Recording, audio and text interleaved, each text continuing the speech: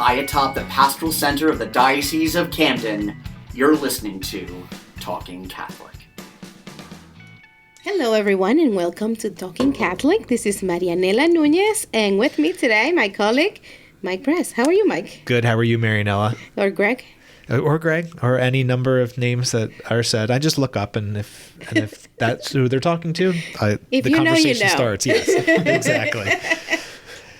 How are you today? I'm good. We've had quite the busy season. We were just talking before we started to record that this episode will come out in the new year, but we are currently in the midst of all the wonderful things going on for Advent and for the Christmas season. So I know for you and I, that's a busy time to go check out the Christmas concerts and the plays and all of the wonderful things our schools are doing. So that's been a lot of my time these last couple of weeks. So that's been exciting. I got to see my kids play. It was a wonderful spin on sort of the nativity story. That's sort of the concept every year. Yeah. And the kids sing. And I'll say that my kids were the best singers there were. They had a special part?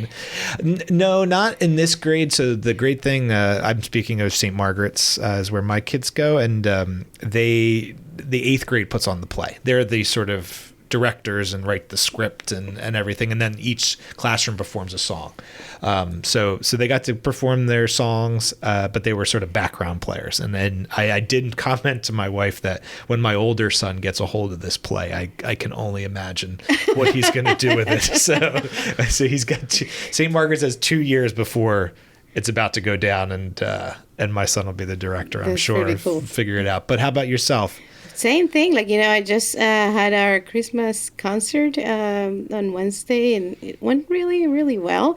I have to say, my son, he's a first grader. He got into the stage, and it was the class turns, and something happened. Somehow he ended up running on the stage, going to the other direction. It looked like part of the show, but I knew it wasn't. It was so funny, Mike. So this is now 2 stories where your son has been involved in something at his school that he's not associated with, and the other was in the first day of school for his school. The bishop was visiting, and they were presenting him with gifts, right? Yes. You didn't know that he was going up, I right? didn't, totally. And they said it was a 2nd grader and an 8th grader, I think, or something to that effect. And up walks Marianela's I would say this time he was supposed to be in the scenario, but the thing is, he just kind of didn't go to the right side. Yeah. So it just looks so good. It looked so exciting because the way he did it, he kind of ran with this, laces in his hand, like singing Christmas songs, and it was just amazing. It's his world. We're living in it. Yeah. And I appreciate that. Well, that's great. Yeah. So, well, are you ready for Christmas? I think so. We're ready for we'll call it the secular part of Christmas and all of the good things that come with that. We have been doing, on the religious side, we've been really enjoying Advent. We have a reflection book at home that we read as a family every night for dinner.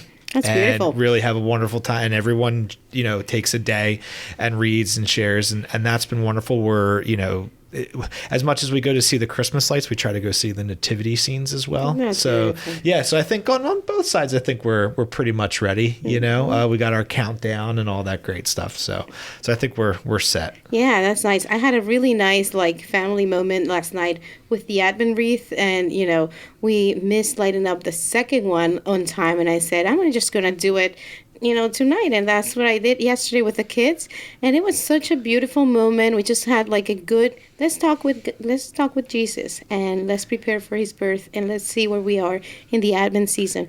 And I have to say, I feel like a catechist a little bit, and I'm this is so nice. It's just kind of they enjoyed it, I enjoyed it, and it was just beautiful. Well, that's good.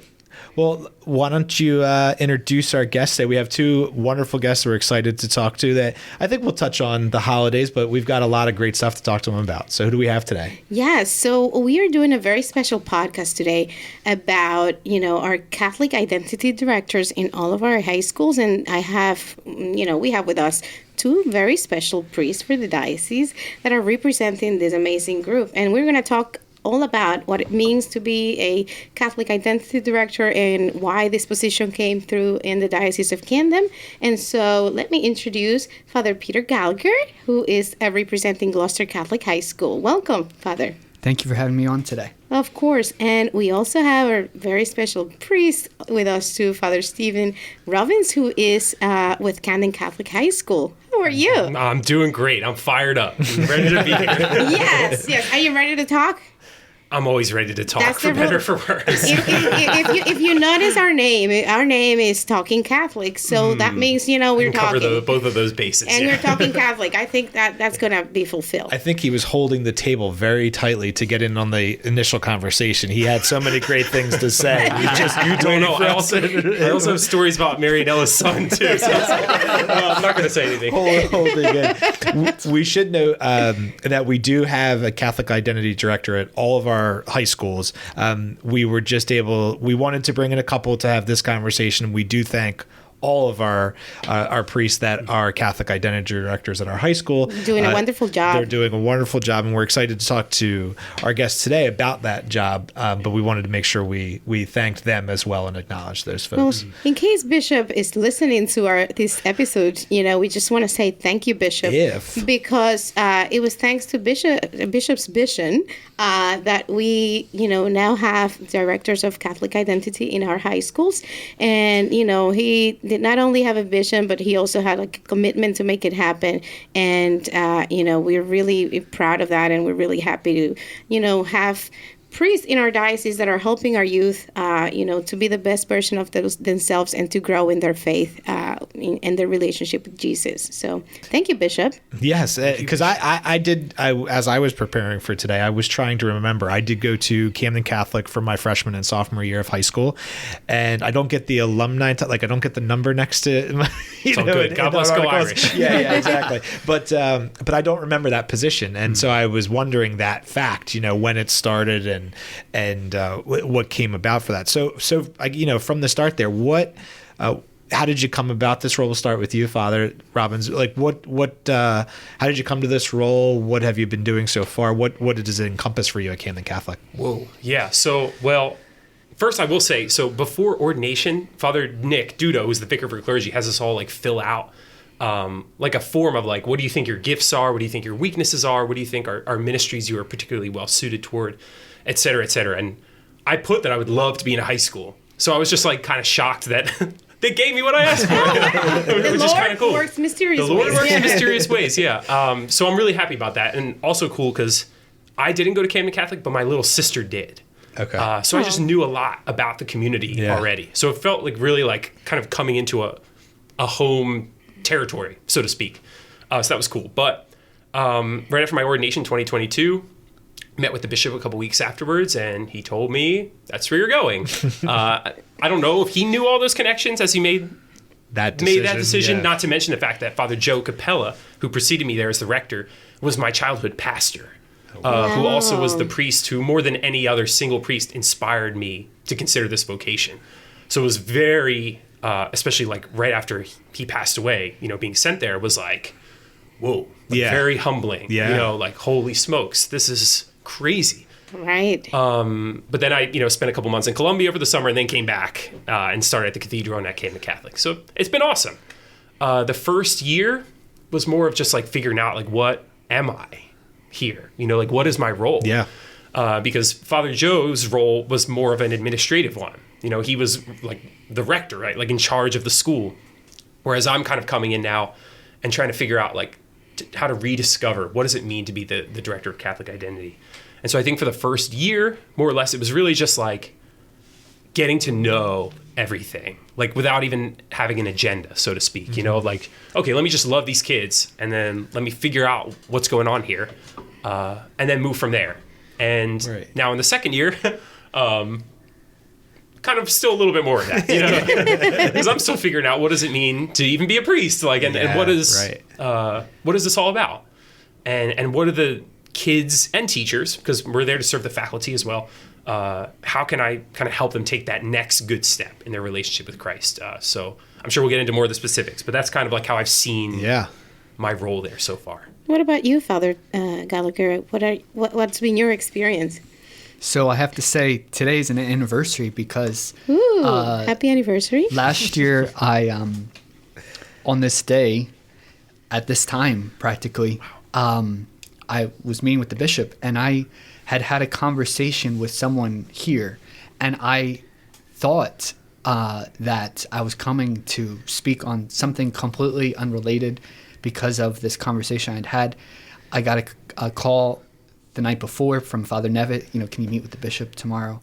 And really like 5-minute conversation about this kind of thing, and had no idea, zero idea, completely blindsided that he was going to ask me to be at the Catholic Identity Director at Gloucester Catholic. I was just like stunned. Wow. So That's incredible. I was at, and I still am at Holy Angels, and he had asked me to take this this role part-time at Gloucester Catholic, which is just so life-giving. I love it so much. And like Father Robbins, this first year has been getting to know everybody, getting to know the school, the teachers, and of course the students. And I love the family atmosphere. It's like the first thing you notice, and I want to, be into that, to keep that going and bringing that family closer to Christ. So it's been a really blessed year, and something surprising. I remember we actually had something that night, and I just was like so quiet. Like we had like a Christmas party, and I just like, it was all like in my head, like what is about to happen? I have no idea. And Like, thanks for doing this before the party. Like, no, I got nothing. So yeah, I'm very thankful for this opportunity, and it's great to serve with when your priest friends are in the same job. Yeah. It's awesome. Yeah. I guess you guys meet and collaborate as Catholic identity directors, and how does that happen in the diocese? I mean, informally or formally? Yeah, mostly informally. I mean, we've had, especially like Bishop has had us over a couple times to hear about like, what is your experience? What are things that are good? What are things that like need some work? Like, what is like kind of your vision on that? But like Father Gallagher said, like, we're friends. Like, Yeah. we were together at St. Andrews. Like, we've been good friends for a long time. Father Logan Nilsson at Holy Spirit was my classmate. So like, we've been through everything together, so we talk a lot about our various schools and like, Yeah. what are you doing? What is working? What is not? Yeah. Sometimes the vent. Yeah, I think it's really, I think, smart that, Bishop picked, newly ordained priests because, you guys can be confused in the crowd there at, your respective schools, So how do you think that has helped you in your roles, like connecting with the children? I think that it's an obvious, like, there's a generational closeness. Mm-hmm. So, I mean, I have friends, little sisters or brothers who are like that age, you know what I mean? Yeah. It's not foreign to us. We've, people that we know are going through this kind of like those generational things. So there's a ability to relate. There's an ability to understand where they're coming from. There's an ability to see the slight differences between our generation and the next, and to talk about them and to understand, okay, what can we do to maybe make our points make sense, or to relate better, to talk about Jesus in a more effective way. And but all in all, I think there's a ability to just relate to the people, to the high schoolers more easily, since we are closer to their age, I think. Yeah, I don't have too much to add to that. Yeah. I think it's just like a natural disarming quality, because the reality is that most of them don't know any young priests, let alone like a priest that's not 30. Yeah. Like, whoa. Like, you could be my older brother, right? Yeah. Like, Goodness. So it just naturally kind of shocks. Yeah. To like a more of a sense of openness to something. It's funny you bring up that point, because I think that comes, you mentioned generationally, right? Like, we all remember the priests in our in our churches, right? And they were a certain age. I mean, I can remember even other positions like teachers. My wife is a public school teacher, and she's she says, oh yeah, I started at 22 or 23, whatever she was. That didn't compute to me. Even now, it's like, wow, I don't remember having a teacher that young. Right. So I think the same thing. You just assumed you started teaching at 30, or life, that kind of thing started then. So I do think there's that appeal for the kids to know it's not a parent that they're talking to. It could be someone in and around that age that knows or has an experience like that.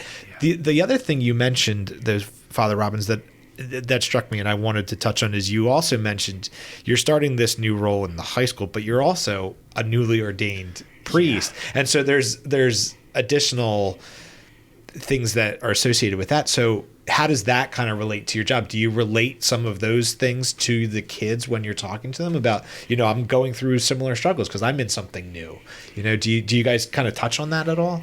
For sure. I mean, I'm also like a person that, if anything, I have a tendency to overshare sometimes. That's just like kind of my nature, I think. But I'm very honest with them about stuff like that. And I think we talk about this a lot, and it's so eminently clear when you work with kids today, is that the number one like sort of virtue to them, virtue might not even be the right word, but like is authenticity. Right. Like people are just super receptive when you just like be real with them about like, what you're going through. And I don't hesitate to share, like, I don't know what I'm doing, like, at all. I mean, obviously, like, you step in and lead when you need to lead and stuff, but, like, there are a lot of times where, I don't know. I'm trying to figure this out. Like, for our listeners and, like, people who may be, kind of, like, trying to figure out, okay, so what is it that they do, really? Can you, like, give an example of what a day in your Catholic identity, role goes by? What is it that is an example of your role at Camden Catholic or at Gloucester Catholic, so that people can put a visual image of what you guys do? Well, that's a great question. I guess the answer could be I don't know. Well, part of it is, so one of the best words of advice that I got was from Father Nevitt, who's a good friend of ours as well, and was a Catholic identity director. Yeah. And he was sort of the pioneer of this whole like part-time Catholic identity director thing, because originally it was like a full-time position. Right. But the harvest is abundant, but the laborers are few, so we do what we got to do.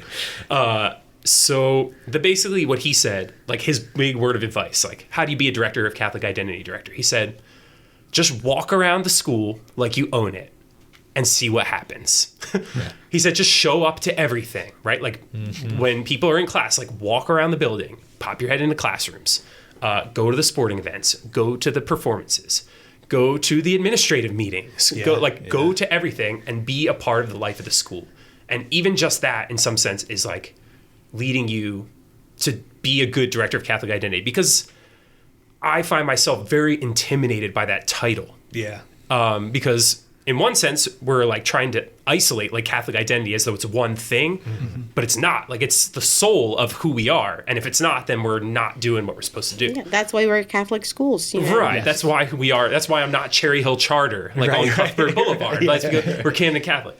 And in another sense, though, it's such a huge responsibility, the idea of being in charge of that somehow, quote unquote. So in some sense, just trying to do the best I can to be the pastor of the school, to help kids like be in touch with their faith. So there are a lot of aspects of that. Obviously, there's the liturgical sacramental life. I try to have mass in the school a couple days a week when I'm available, when I'm there, making confessions available. So that's obviously like the most concrete thing, because that's the thing only we can do, that no one else can do. So there's that. Helping to teach the faith when at all possible. I know for both of us, our schedules don't give us the opportunity to have our own classes, which is tough because I'd like to do that. I like teaching, but we do what we can. So teaching when those opportunities arise, and being available to meet with students about stuff. So I do have a lot of students who come, not necessarily for counseling, because obviously we have, guidance counselors. We have a social worker who's in our school, but like, some kind of quasi-spiritual direction, needing some kind of advice about something pertaining to a spiritual nature in their life. So a lot of time will be spent like in the campus ministry office, just kind of receiving kids who wander in. And because that's always like a safe, fun place, So a lot of that. And then just kind of having our fingers on the pulse of the spiritual state of the school and trying to point us in the right direction. So something I know that our two schools have done, I think some of the others have done too, is we've all been trying to like survey all of our kids. Oh, wow.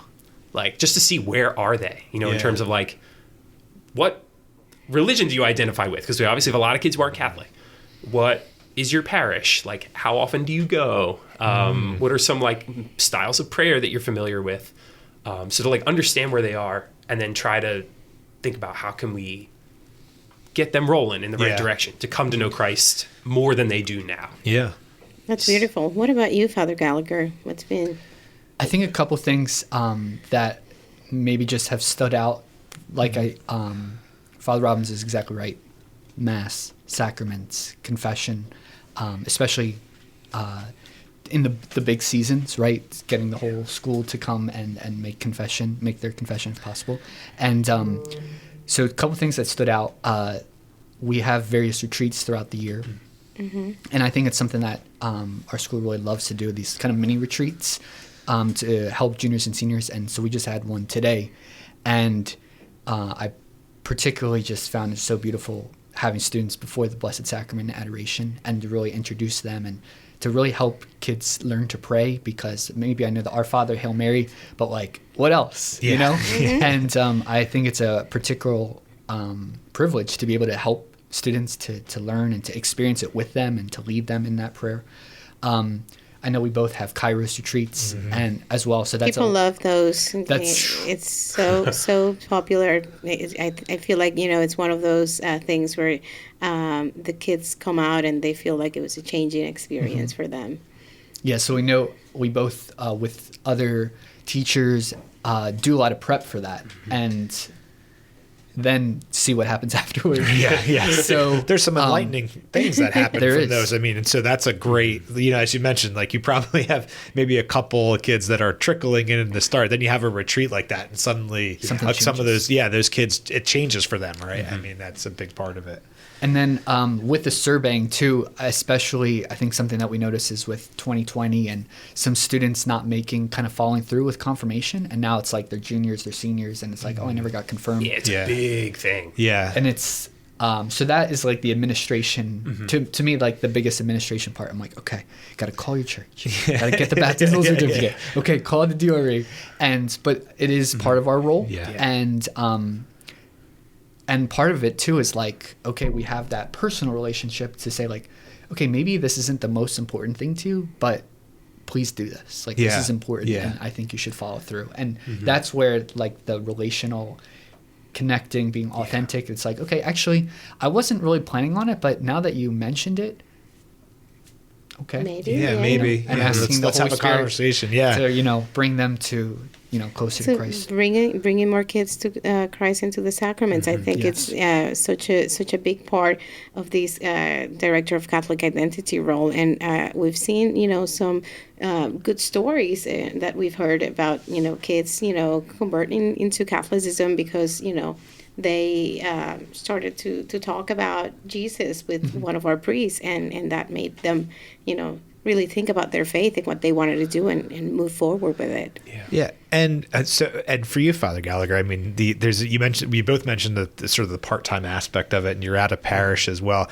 You also have the distinct privilege of also being involved in one of our elementary schools as well, being that Holy Angels has it. So I'd love to know sort of the difference maybe that you notice from the older kids and the younger kids, and that balance, of not just who you are to them, but how the message can be out, and intellectually and all of those things. Yeah, I think that's a great question. Father Biley and I at Holy Angels, he teaches 8th grade, I teach 7th grade for once a week, and I think we both love it. I think it's great. Obviously that teaching part, but also to relate to the students and to get some face time with them and presence, all those good things. And I was actually yesterday with our pre-K 4 at Holy Angels and we sung a Christmas hymn, and I talked about what Christmas is all about. And that's a lot different than 17-year-olds in the midst of Kairos having like this kind of dealing with what's going on in their lives. Right, like an existential moment of, there's differences. And I think the what stays the same are being a witness to Christ in some way, shape, or form, teaching the faith. And then I think, too, the relational part, it's obviously going to look different, but I think it's so important also connecting the kids, their parents, especially at the grade school level, and this like the school and the parish are not these two completely separate things, but Beautiful. we're one community. Yeah. That's And right. I think when I see that, those families, it's like incredible. Yeah, that's incredible. That was what I was hoping. It's interesting because I think about that pre-K 4 level, and like just as you mentioned, that's the analogy I had in my head. Okay, here's a kid who you can talk about it in a way that it's all belief for them and somewhat easier, right? And then you've got the 17, 18-year-old who's got the world of completely different Yes. stuff going on, right? And thoughts and maturity level of things, and they're questioning everything, and you have to balance those things. It's must be, fulfilling in so many ways, but Sure. it's incredible to hear that. I just kind of like have a question about, we know that, there's a decrease of vocations, like, not only in the Diocese of Camden, but, across, the world. And I just wonder if by having you in the schools, you've had, boys that have said to you, like, how did you become a priest and why? And maybe inquiring and trying to ponder, that idea a little bit more. Yeah, I mean, we have had some. I've had several who have at least like asked questions, and we were very intentional. We all got this, I think, from Father Romano a little bit. When he was like, when you do these surveys for kids, like put a question on there that says, have you ever thought about becoming a priest? And his big thing was always like, make sure you make them right so that they can't just delete it and change it. So like if they cross it out, then they crossed it out too. So like, something's going on there. So I have had some. I have not yet gotten to the point where I've had someone who's like, I'm going to apply like right now. Sure. Yeah, sure. But it's just trying to like meet kids where they are. And we give the joyful witness as much as we can. But I definitely have had kids ask about it. Yeah. Sometimes you have to get it out of them. Yeah. Like some of them, like you can tell, like it's bubbling under the surface, but people are so shy, and because it's and it was like this when I was in high school too. Like, it's such a foreign thing that no one even wants to bring it up. To people that I've thought about this, because out of fear of like, what are other people going to say about this? Right. Yeah. So I have found more like if I have suspicion's not the right word. An idea, an inclination that this guy might have the qualities that would make someone a good priest, and I ask him, they're so much more open to it when there's like a personal invitation than someone just being like, yeah, I've thought about becoming a priest. Yeah. Because they're just not going to say that, for the most part. But they're there. Yeah. Yeah. And you bring up something I was going to ask later, but it pertains to this. So I was able to, in the work of working on the communications and social media side, join some of the seminarians going into the high schools and asking, getting questions from the students, and they get some of the funniest questions, one that struck me was like the kid just asked, you guys work out, like you guys go to the gym, and the simple answer is yes. And it was so funny because Father Nevitt was there, and it was his old school, it was Holy Spirit. And he just wanted to remember, we are people too, and I think you talk about that foreign nature of this question, of making this leap. What am I going to have to do? And you said you didn't even know in high school, right? All these questions. And, so on that, I have to ask, have you gotten any sort of really, and this is for both of you, really unique or funny questions about your profession, what you do, your vocation? I'm trying to think. Can you think of something like... I want to say yes. I'm thinking of some right now. I will say that for a post-grad, I just got like such a good one 3 weeks ago, and it was it was out of nowhere. Like they're like, Father, can I ask you something? And it was just like, okay, something I'm not going to ask. I'm not going to say on Talking Catholic. And I was just like...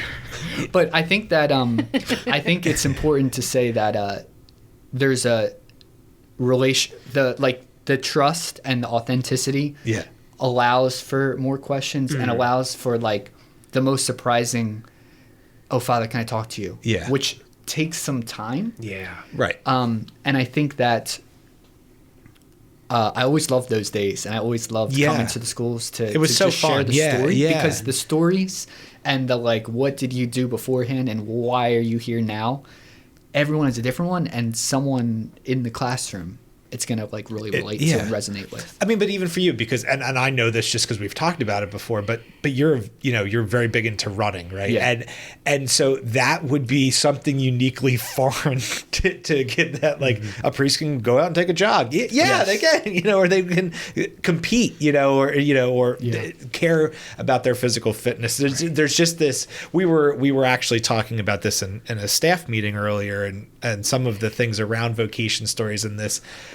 Our colleague, Dr. Bobby Lockwood, had spent some time in the seminary and mentioned, like this idea that people have of priests, of people who are studying theology, and I even said, you assume that their vocation stories are, I was an altar server and I was always, this is what I was going to do. And so rarely is that the direct case, right? Yeah. And so I think that's why I love those weeks too, because it's not just about, it's your vocation story, but they realize that you're coming from where they were. Mm-hmm. And this not, the calling comes at such unique times, and some parts of your life don't change, right? Your interests don't necessarily change, things like that.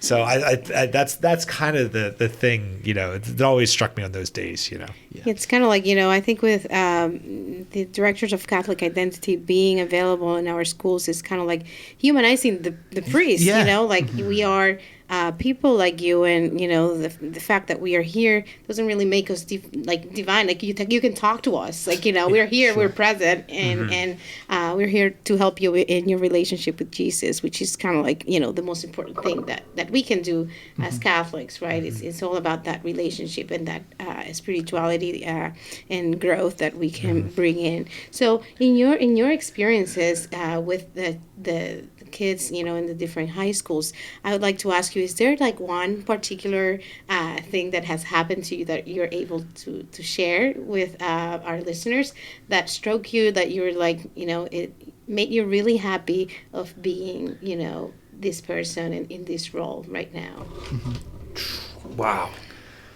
I mean, I can think of a lot. One, just because it's fresh in my mind, was just just a couple weeks ago, we had a Kairos retreat, like our sort of fall one. We at Camden Catholic, we try to do 2 each year. Okay. So we do one in the fall and we do one in the spring. And I'll admit that sometimes like this role can be a little bit discouraging.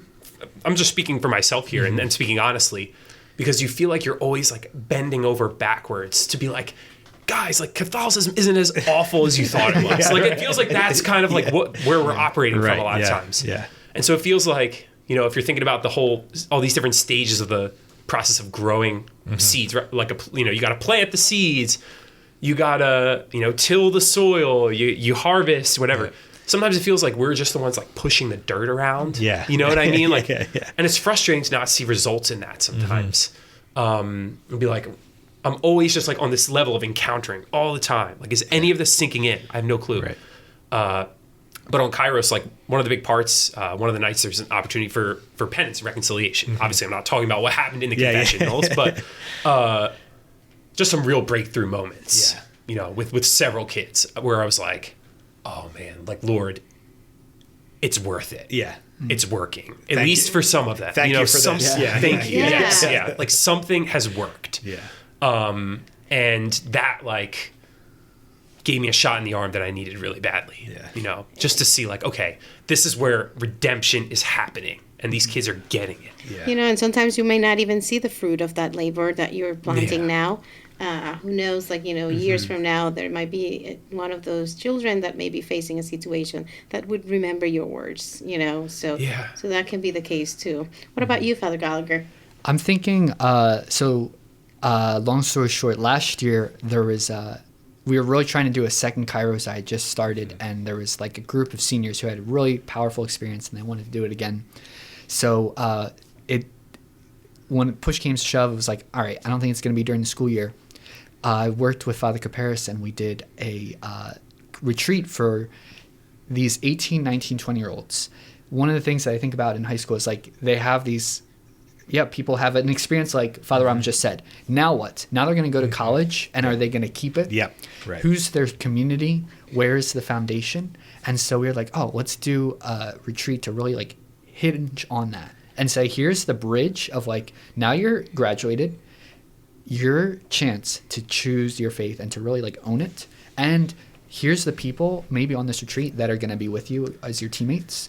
And it was just a beautiful retreat. And our senior, 3 of the Gloucester Catholic seniors were leaders and gave these powerful talks about kind of really where they started in high school and where they ended. And it was so inspiring to hear. And all 3 of them, I was like not expecting them to deliver as well as they did. And I just think that's really important. And it's not, like I said, we sow seeds and we can't control everything. And control is a big, you like to like, come on. Yeah. But you have to yield control. And I just thought that was a real kind of like, really we put it together with very short notice.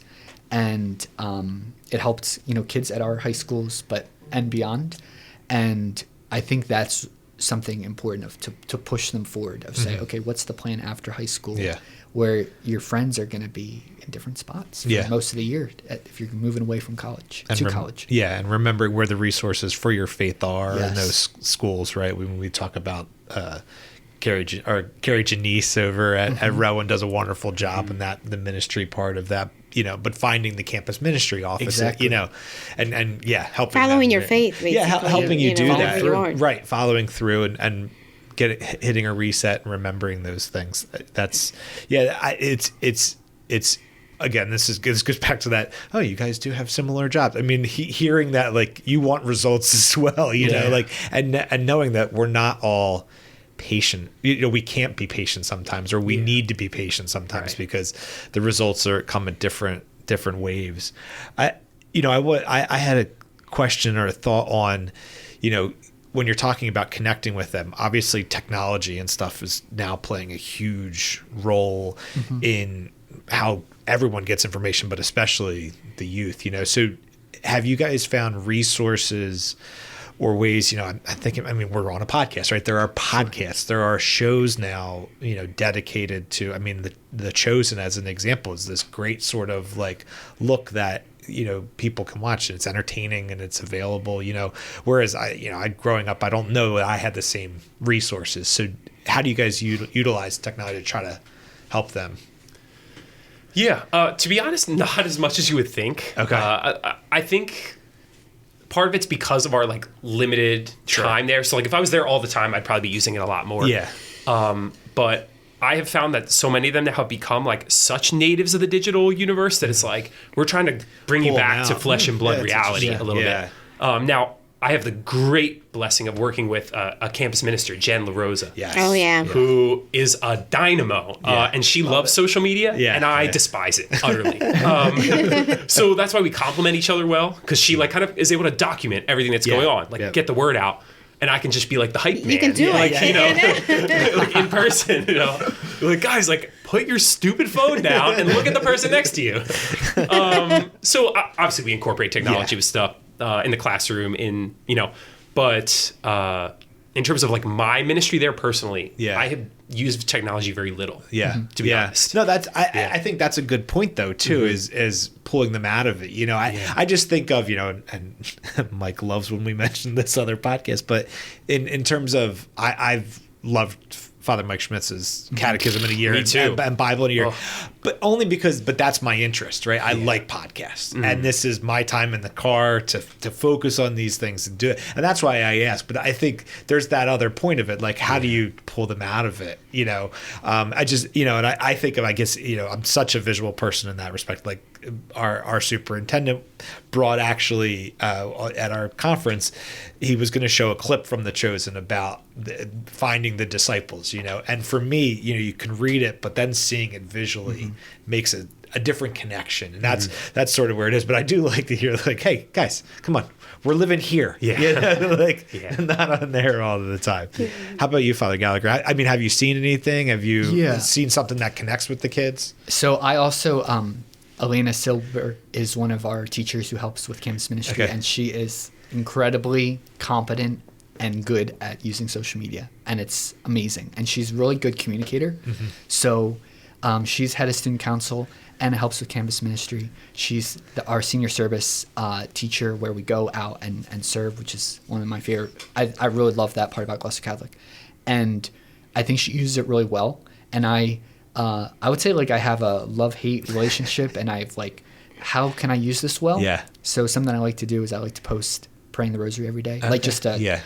day 3. I think today is day 348, Okay. and it's like a reminder. Yeah. A reminder. So it's not like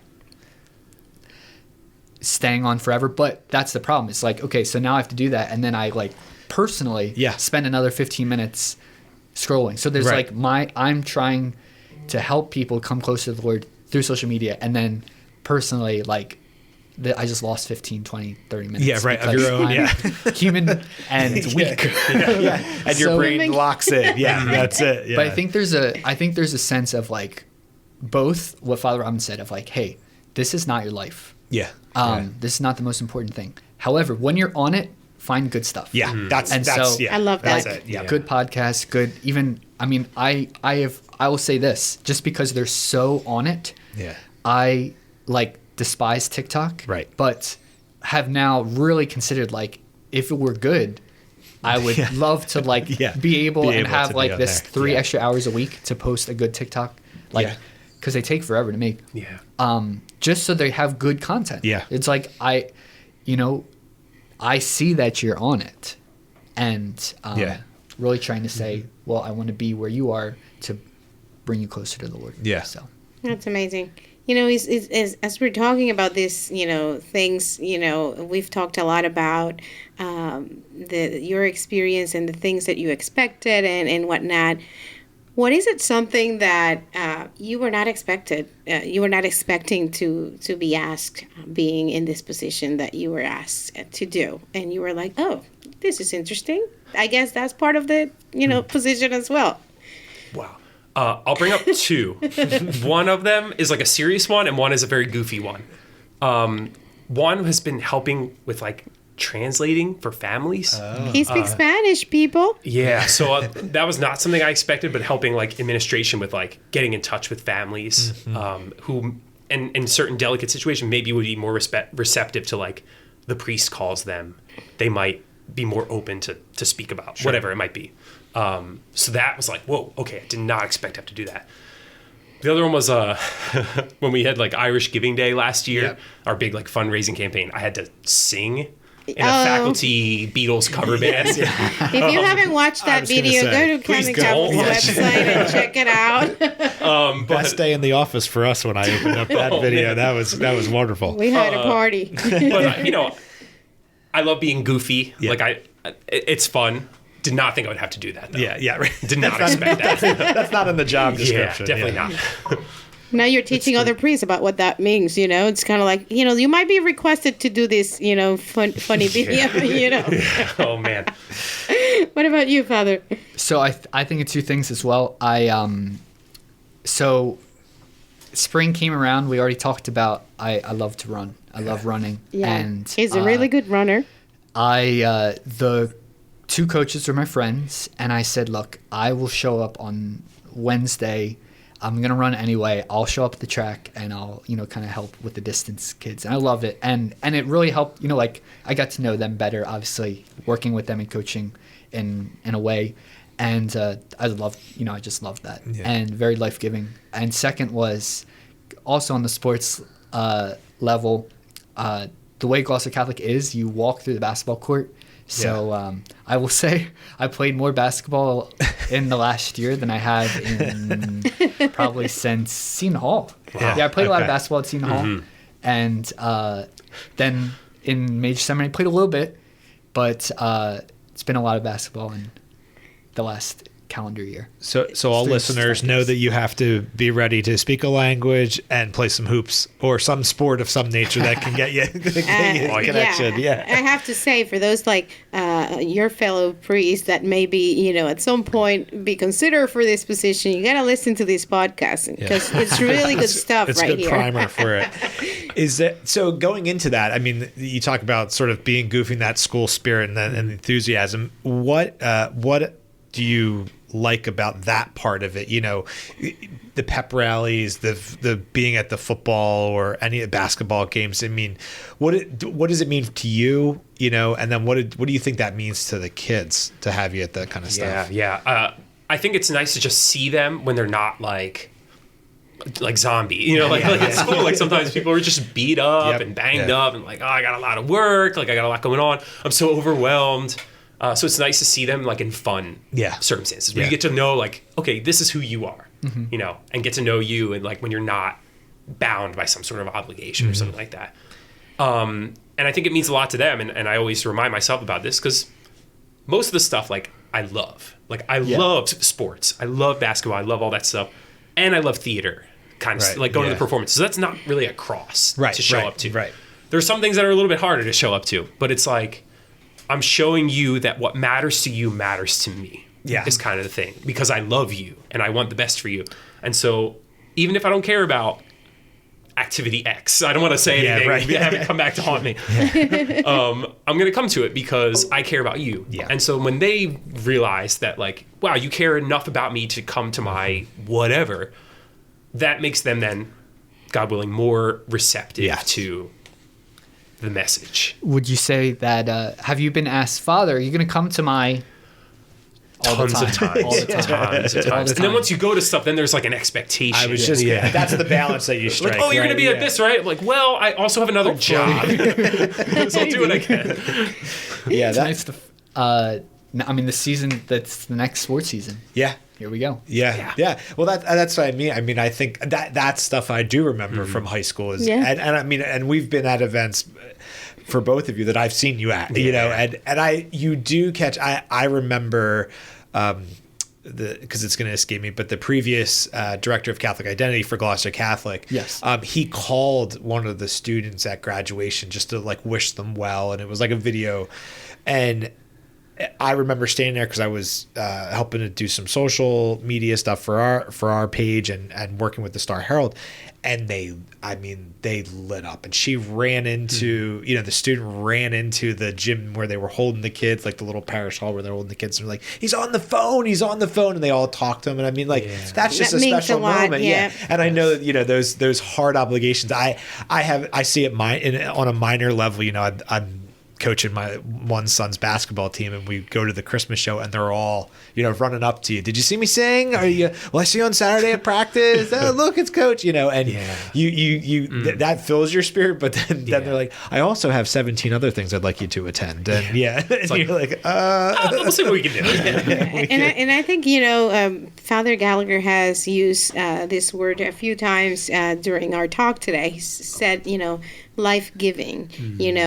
This experience seems to be, for you guys, something that it's truly enjoyable. I can imagine when you guys become older and maybe are, pastors are a particular parish, remembering these years and even keeping connections with these children that are, going to look at you forever as, this was my director of Catholic Identity, and this was my friend who's a priest, it's kind of like neat to think, as the blessing that this is for you guys, as you're describing it, right? Yeah. Yes, I agree. Yeah, it's awesome. To quote my esteemed pastor, Father Adam, who I love to quote all the time.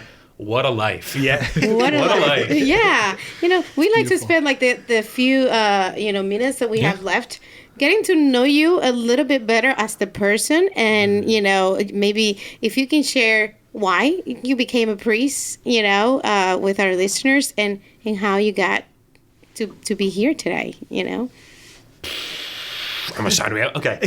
You need like the 1 minute version. Yes. Which I'm so bad at.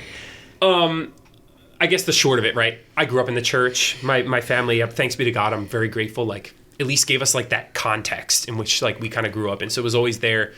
Had some kind of tough times in my middle school years with family health things with my mom. My dad had some struggles, and just made me take my faith really seriously. Probably more so than a lot of my classmates at that point in time. But I always knew I wanted to do something that involved service to others and where I directly interacted with people. So I thought for a while I wanted to be in the military. I thought I wanted to be a teacher, all these different things. But people from various places just kept putting that idea of the priesthood out to me. Like, do you ever think about this? Do you ever think about that? And you hear something enough, you start to consider it, right? And I'm thinking about this. There's obviously this natural correspondence from like, oh man, could that be? Could it not be? Long story short, go through high school. I go to the discernment group. I meet Father Romano. Every time I go, I'm like, this is real. I think God's called me to be a priest. And then I get in my car, drive home, and I'm like, I was being emotionally manipulated. This is not real. I'm way too scared. Like, I don't want to be a celibate. Like, when I have a family, I don't want to have to make all these sacrifices. I go to college. I was a rower in high school. Okay. So I had an offer to go row at Drexel over in Philadelphia. So I was on the rowing team there. Hoped I would enjoy college so much I could forget about the whole idea of the priesthood, but continued to live my faith. Never went away. Like, just kept bugging me, kept bugging me. Came home for Christmas break, went to the discernment group again because Father Romano is very persistent. I hope he's listening to this. Yes, he's very good. We're going to send him We'll this. send it. Yeah, very persistent. He invited me back to the discernment group. I went on this one particular day when all the seminarians were there. So they were sharing their testimony and answering questions. And what really sealed the deal for me and like convinced me to take that step to give the chance was just seeing how happy they were. Like they were like normal guys who were like, were enjoying life. Yeah. And I was so scared that the sacrifices would make it so that I could never be happy, you know? Yeah. And so when I saw like that they were, I was like, okay, God, I got to try it. Are you happy now? I'm super happy. Yeah. Very grateful. It's not easy, but I'm very grateful. Yeah. All right. Now it's your turn. 1 minute version too. We're going to connect in. We're going to give a shout out to Father Romano and a shout out to the role of the he was the chaplain now. Yeah. He would be considered director of Catholic Identity. That's right. He was my high school chaplain. He became vocation director my senior year. I was practicing. I was thinking about it somewhat, and I'm really grateful. It's October, senior year. I'm dating someone. I'm thinking about college, and he's like, I think you should consider the priesthood, consider the seminary. I talked to Father George Sider, who's now the pastor at St. Mary's and president of Gloucester Catholic, so I work with him. And had a really helpful conversation. I shared what's on my mind, things that I thought maybe were important. And when I finished, I was like, God's calling. Yep. Like it was like, boom. And I'm really grateful for the mentorship of Father Romano.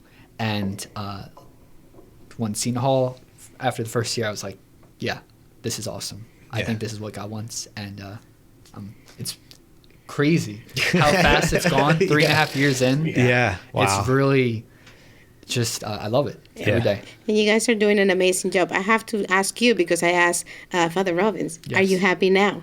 I sure am. Yeah. I sure am. Good. Good answer.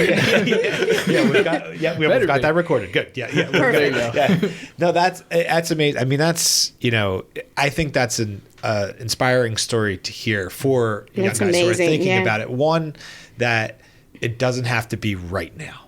Right, because I think that's the other thing. You think that it's got to be this path, and sometimes it takes consideration at different times, or you were in the spot that kids are in now, right? Thinking you have to give up certain things that you don't necessarily have to, or change. Maybe it changes slightly, but the plan is still the same in some respects. Right. So that's amazing. Well, and the consideration kind of goes, you try and you pray about it, and you kind of go in this journey. For some, it worked, and for others, that may not be the path. So it's okay that as well. Yeah. I get. We've got another minute or two. I mean, before we, say thank you and goodbye to these guys. Anything else that you'd like to add about what you do, or anything, any inspiring words to kind of wrap up the interview? Wow. Do you have an inspiring word? I want to say I just got to speak about one of my favorites, Giorgio Frassati, and one of his quote is "Verso alto," like to the heights, go big. And I think it's so important that we're courageous. We try to follow Christ, whether you're high schooler, adult, married, single. The Lord needs us to be courageous, and I hope all of our listeners keep following Christ. Amen. Yeah. And I'll give a shout out to my Christian ministry kids who I had at third period this morning, who I asked to pray for this podcast. Good praying right now. Podcast, that's cool. So shout out to them, and I echo that. Yeah, that's awesome. Like just don't think that. I think a lot of young people today and a lot of people today think like Jesus calls people, but not me. Yeah. Right. But the idea he calls all of us. So be open to it and listen to him because he loves you. Yeah, that's great. Well, What a great conversation. yes, Mike. thank you both so much. And again, thank you to our other directors of Catholic Identity who couldn't be here for their work and their inspiration to their schools. We'll definitely find a time to get a bigger room and get everybody in.